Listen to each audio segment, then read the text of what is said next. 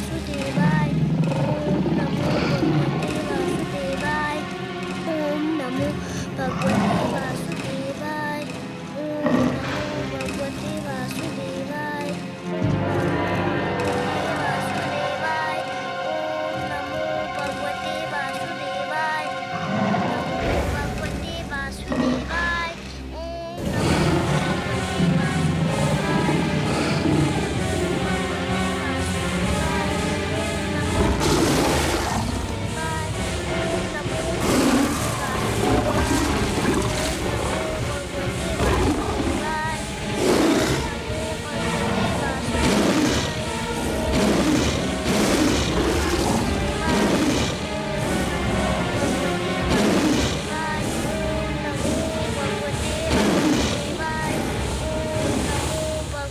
वासुदेवाय। ओम नमो भगवते वासुदेवाय। ओम नमो भगवते धन्य हो पुत्र, वासुदेवाय। धन्य है तुम्हारी ये तपस्या, तुम्हारा ये विश्वास, तुम्हारा ये दृढ़ निश्चय। पुत्र, तुम्हारी ऐसी तपस्या से तो बड़े बड़े ऋषि मुनि भी सीख लेंगे। तुम्हारा सदैव कल्याण हो, यही मेरा आशीर्वाद है। तुम्हें सदैव सफलता मिले पुत्र, यही मेरी कामना है।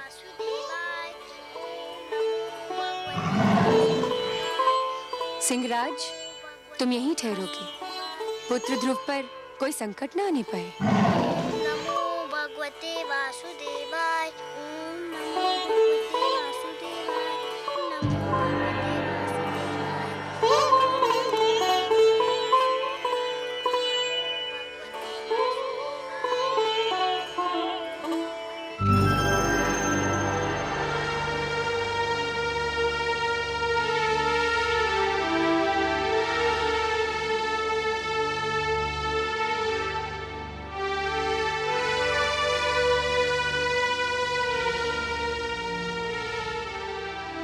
आइए देवी, पधारिए। कहिए कैसा रहा आपका ध्रुव अभियान? आपकी कृपा से भोलेनाथ, ध्रुव को कोई हानि नहीं पहुंची। वो बाल बाल बच गया। मैं सही समय पर वहां पहुंच गई थी। परंतु देव, मेरे आश्चर्य की सीमा ही नहीं रही ये देखकर कि बालक ध्रुव ने इतना सब कुछ हो जाने के पश्चात भी आंख तक नहीं खोली, जैसे कि उसे ज्ञान ही न हो कि वो किन संकटों में घिरा हुआ है। वातावरण से अनजान वो बालक आंखें मूंदे दृढ़ संकल्प के साथ मंत्र जाप करता रहा। इसमें आश्चर्य की क्या बात है देवी? ध्रुव का तो अर्थ ही होता है अटल और दृढ़ निश्चय। जो अटल है वो ध्रुव है, जिसे कोई अपने स्थान से डिगा नहीं सकता, वही ध्रुव है। कितने भाग्यशाली होंगे वो माता पिता देव, जिनका वो पुत्र है। देवी, भाग्य की परिभाषा सभी अपने अपने ढंग से और अपनी अपनी स्थिति के अनुसार करते हैं। बालक ध्रुव के माता पिता अवश्य भाग्यशाली हैं, किंतु यह सत्य अभी तक उन पर विदित नहीं हुआ है। वे स्वयं को इसलिए अभागे समझ रहे हैं क्योंकि उनका पुत्र उनकी आंखों का तारा उनकी आंखों से ओझल हो गया है। तनिक देखिए तो क्या दशा हो रही है उन बेचारों की।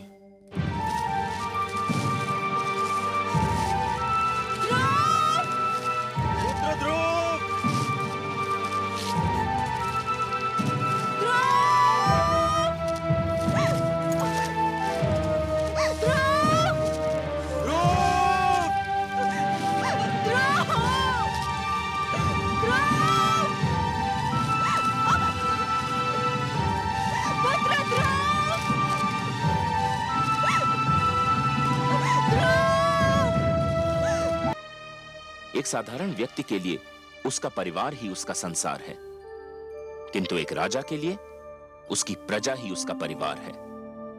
और आप अपने परिवार को भूल गए हैं। अब भी समय है राजन, अपनी भूल का प्रायश्चित कर लीजिए, घर लौट जाइए।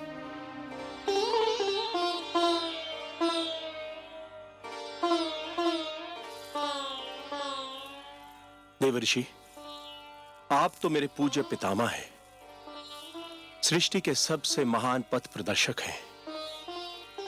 आपने तो सदैव ही भटकों को मार्ग दिखाया है।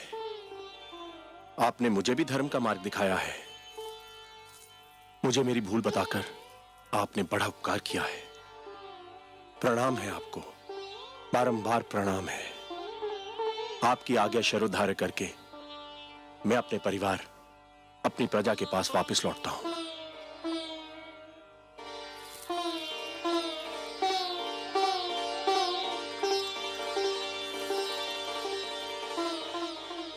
चलिए महारानी।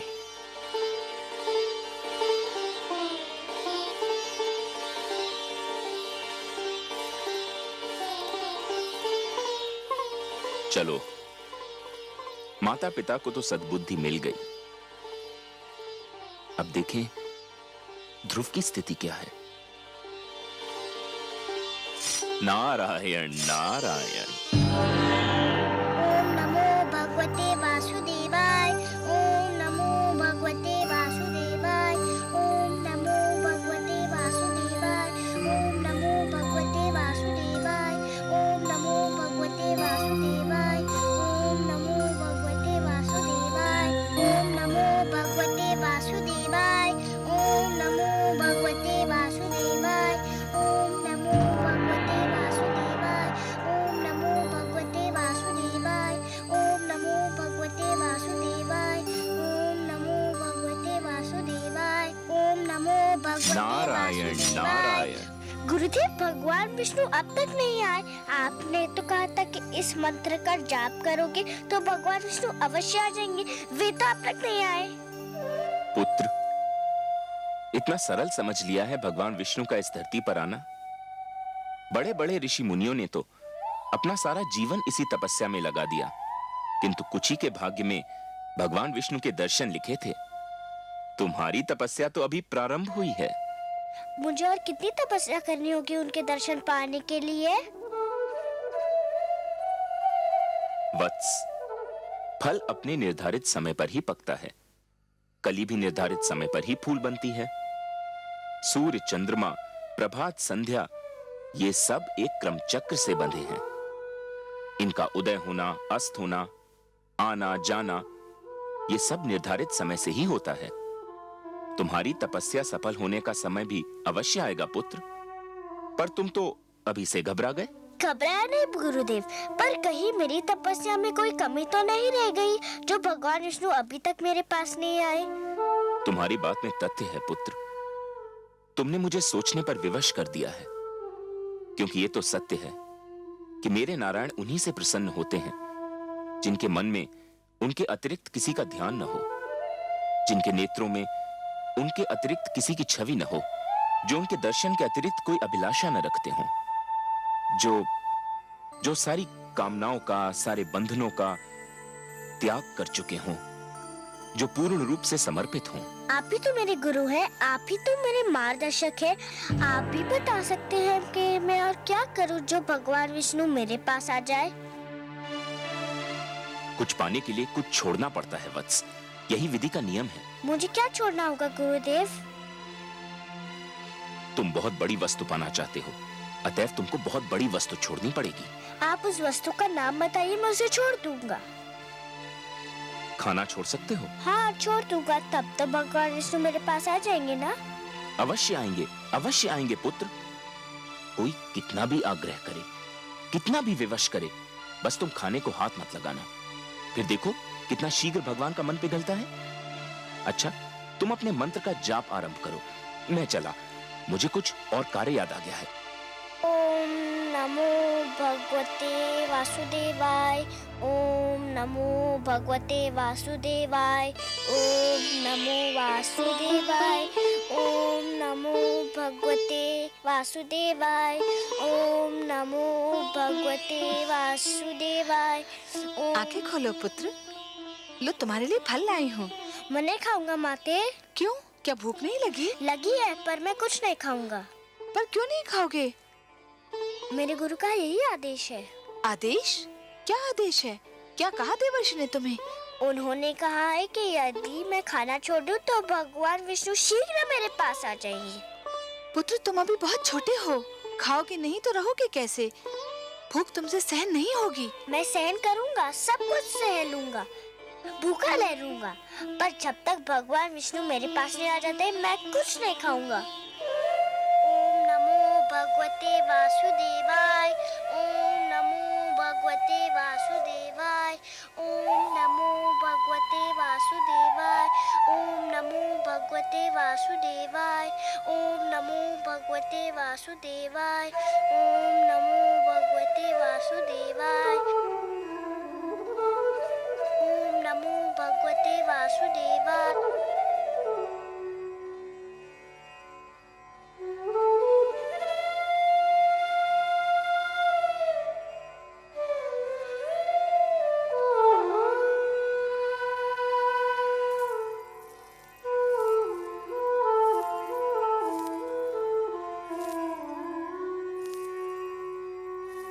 आपका मुख आपके मन का दर्पण है देवी।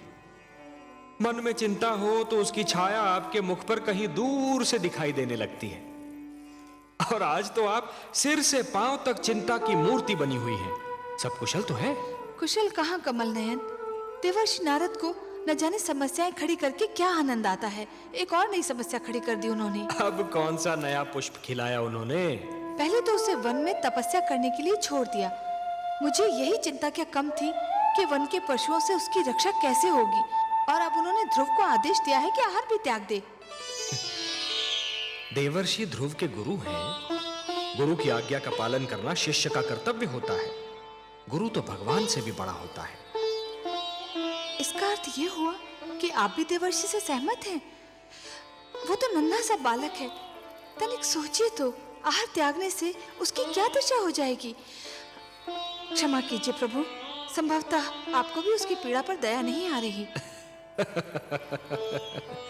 ये आप नहीं बोल रही हैं देवी, ये आपके भीतर समाई हुई एक नारी, एक माँ बोल रही है। यही समझ लीजिए करुणा सिंधु, पर मुझसे उसकी दशा देखी नहीं जाती।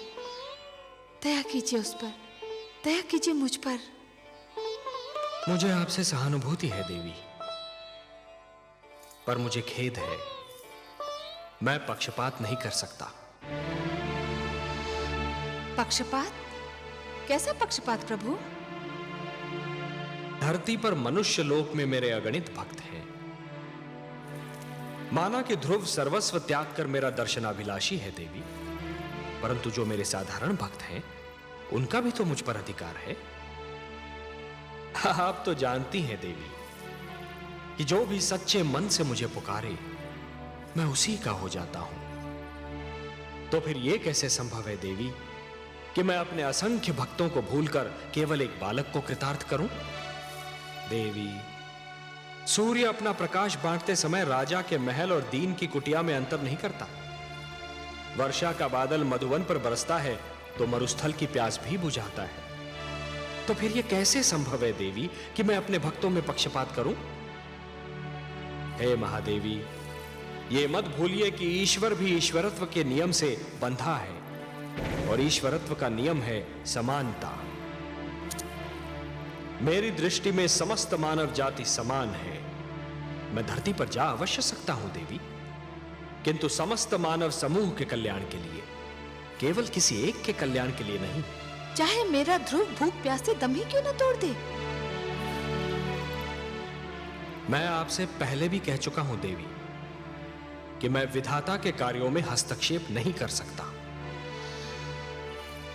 मुझे आपसे सहानुभूति है, परंतु यदि विधाता ने उसके भाग्य में यही लिख दिया हो तो फिर यही होकर रहेगा।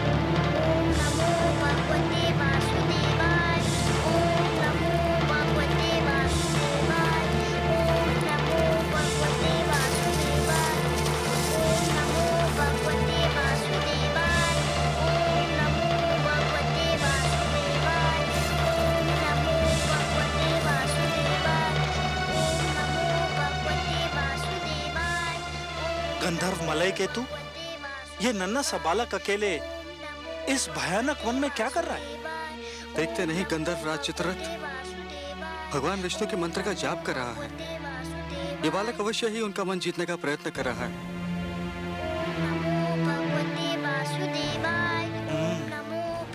ये तो चिंता का विषय है गंधर्व राज।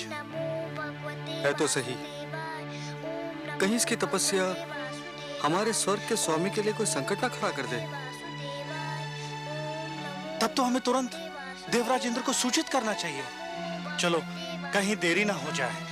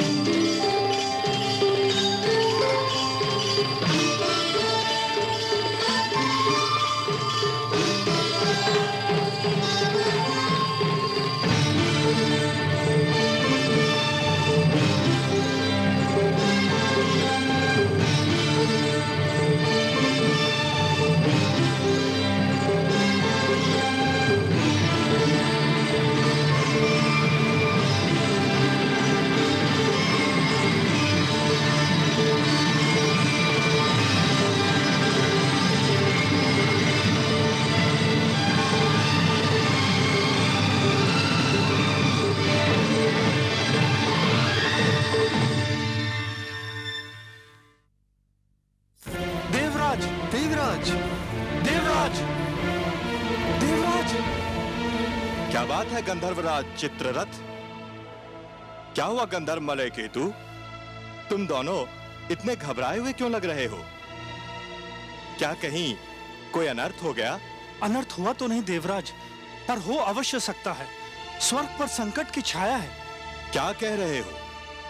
तुम तो लगता है अपना मस्तिष्क ही खो बैठे हो। तुम बताओ मलय केतु, क्या बात है? हम दोनों एक वन से जा रहे थे कि हमें एक छोटा सा बालक भगवान विष्णु की तपस्या में मग्न दिखाई दिया। तो क्या हुआ? उसके सामने फलों से भरी थाली रखी हुई थी। सारे फल सूख चुके थे। इसका अर्थ यह हुआ कि उसने आहार भी त्याग दिया है। बड़ी कठिन तपस्या लग रही थी उसकी। एक बालक क्या और उसकी तपस्या क्या गंधर्वराज? हमें इससे क्या भय? हमारे मन में उसे तपस्या करते देखकर ये भय समा गया कि कहीं वो भगवान विष्णु से इंद्रासन ना मांग ले। मेरा आसन? ये क्या कह रहे हो? गंधर्व मलय केतु सत्य कह रहे हैं देवराज। धरती लोक के वासियों की दृष्टि सदैव इंद्रासन पर लगी रहती है। इंद्रासन इतना महान है कि हर कोई उसे लेना चाहता है। स्वर्ग को कौन नहीं जीतना चाहता देवराज? तुम दोनों ने तो मुझे चिंता में डाल दिया। नारायण नारायण।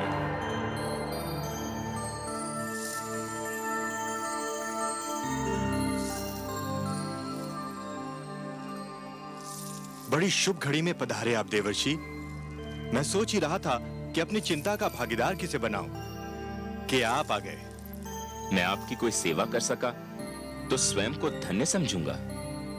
आपको ज्ञात है कि एक बालक वन में भगवान विष्णु के लिए तपस्या कर रहा है? हाँ, मैं जानता हूं उस बालक का नाम ध्रुव है। क्यों कर रहा है वो तपस्या?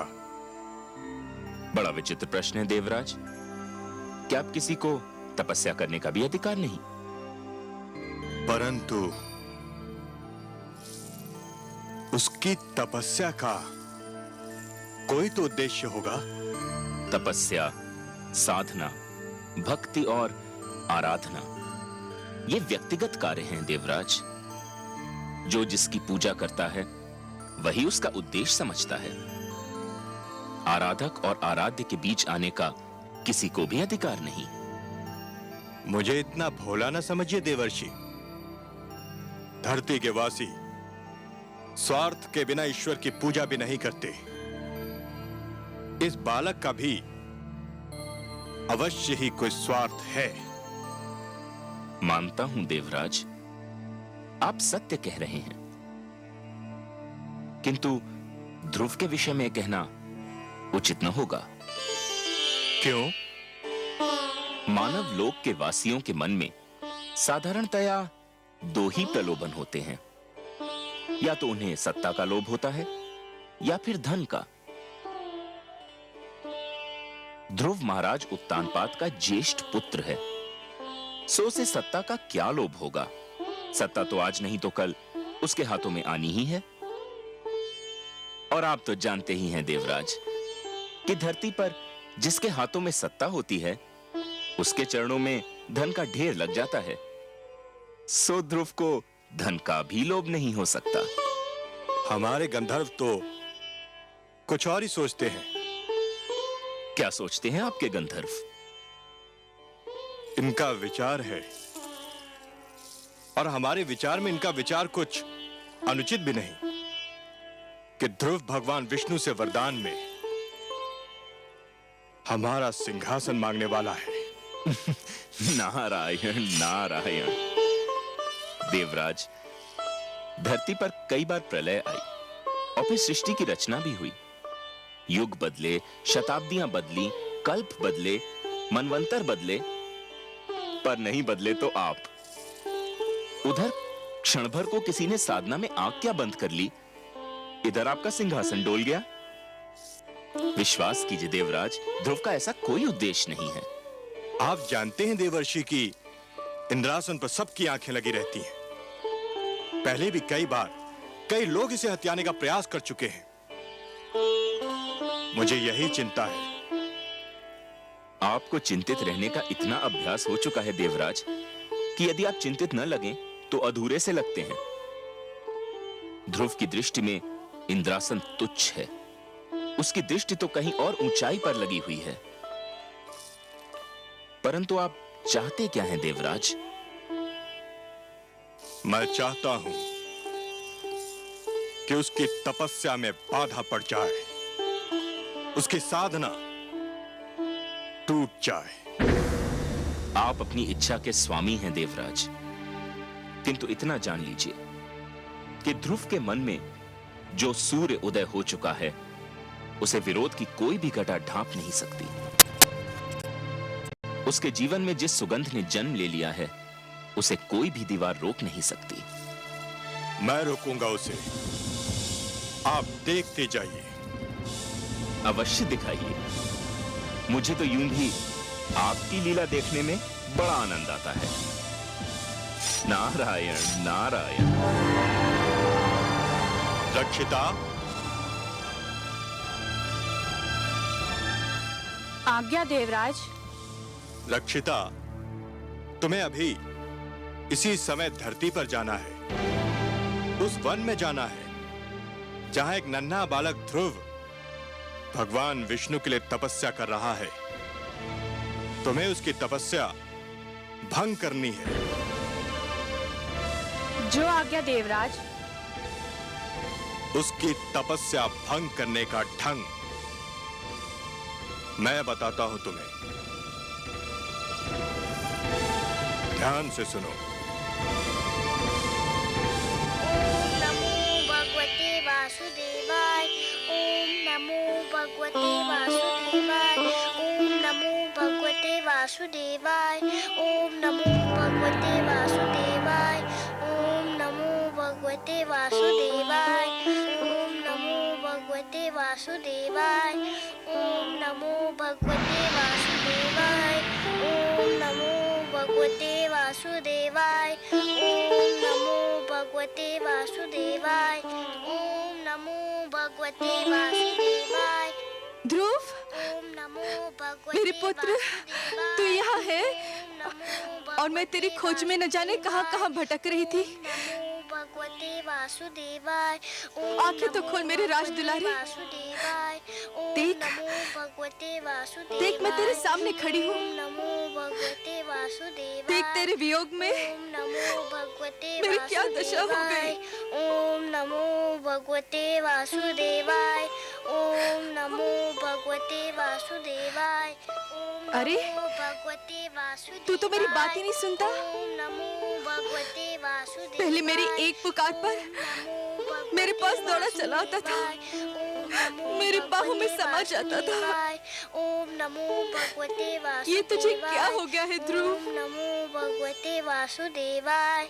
ओम नमो न जाने किसने जादू टोना कर दिया मेरे राजकुमार पर। ओम नमो भगवते वासुदेवाय। मेरे लाल, बंद कर दे अपनी तपस्या। तेरी इच्छा पूरी हो गई है। महाराज, तुझे अपनी गोद में बिठाने को तैयार हो गए हैं। तेरी विमाता सुरुचि ने भी अपनी भूल स्वीकार कर ली है। चल मेरे लाल, राजमहल तेरी प्रतीक्षा कर रहा है। ओम नमो भगवते वासुदेवाय। ओम नमो भगवते वासुदेवाय। हाय मेरे भाग्य, मेरी आंखों के तारे, मेरे मन के चैन, ये तेरी आयु नहीं तपस्या करने की। अभी तो तेरे खेलने कूदने के दिन है। तूने अभी जीवन में देखा ही क्या है। तुझे मेरी सौगंध, बंद कर दे ये जाप। भगवते वासुदेवाय। ओम नमो भगवते वासुदेवाय। यदि तूने ये जाप नहीं बंद किया तो मैं अभी यही तेरे सामने अपने प्राण त्याग दूंगी। ओम नमो भगवते वासुदेवाय। ओम नमो भगवते वासुदेवाय। ओम नमो भगवते वासुदेवाय। ओम नमो भगवते वासुदेवाय। ओम नमो भगवते वासुदेवाय। ओम नमो भगवते वासुदेवाय। ओम नमो भगवते वासुदेवाय। ओम नमो भगवते वासुदेवाय। ओम नमो भगवते वासुदेवाय। ओम नमो भगवते वासुदेवाय। ओम नमो भगवते वासुदेवाय। ओम नमो भगवते वासुदेवाय।